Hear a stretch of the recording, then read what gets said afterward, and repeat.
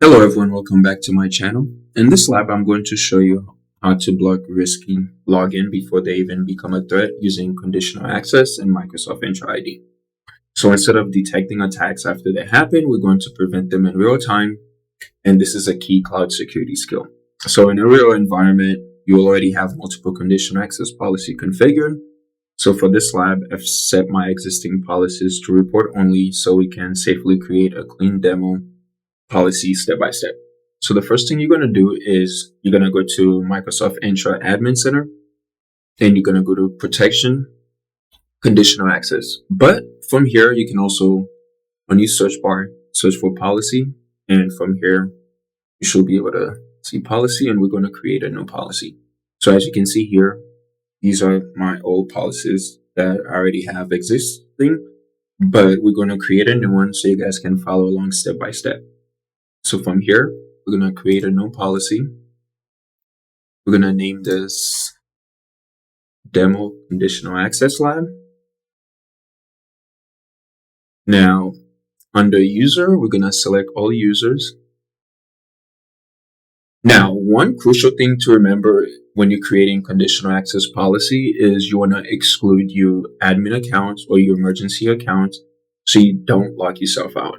Now, if you don't do this, you'll most likely lock yourself out and you may have to reach out to Microsoft in order to get your account back, and that could take some time. So we definitely don't want to do that. So the main thing to remember about conditional access policy is you don't want to lock yourself out. So we're going to exclude my admin account and also my emergency. So these two accounts are excluded just in case I don't want to lock myself out. So, and then from here, target resources. We're going to target all cloud apps. As you can see here, it's giving you a warning again that you want to exclude your emergency accounts or your admin accounts so you don't lock yourself out. Now for conditions, I want to go to set condition for sign-in risk. We're going to set this to medium and high. We're going to configure, set it to medium and high.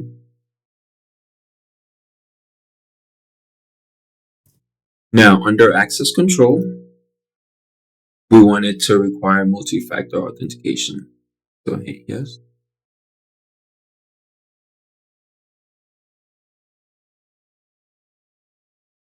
Now, I would recommend setting this policy to report only so you can test the first time, because you don't want to set this to on and then you lock yourself out. So since I've already tried that, I'll set this policy to on and I'll run a test on my test account so we can make sure that this policy is working.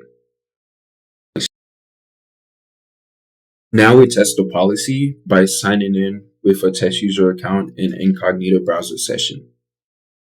As you can see, I'm signing in with my test account to validate the conditional access policy.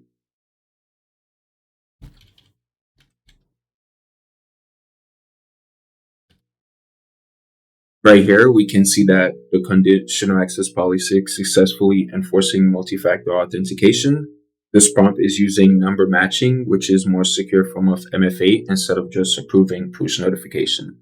I now have to enter the number displayed on the screen into the Microsoft Authenticator app. This will prevent common attacks like MFA fatigue and accidental approval.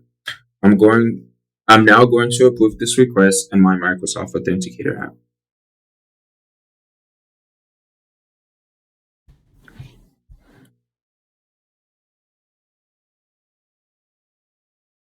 And this pretty much confirmed that the conditional access policy that we configured is working as expected and successfully protecting access to our environment. So in a real-world environment, conditional access policy like this play a critical role in protecting identities and reducing the risk of unauthorized access. And that's pretty much it. So if you guys find this video helpful, please like and subscribe for more Azure Lab videos, and I'll see you guys next time.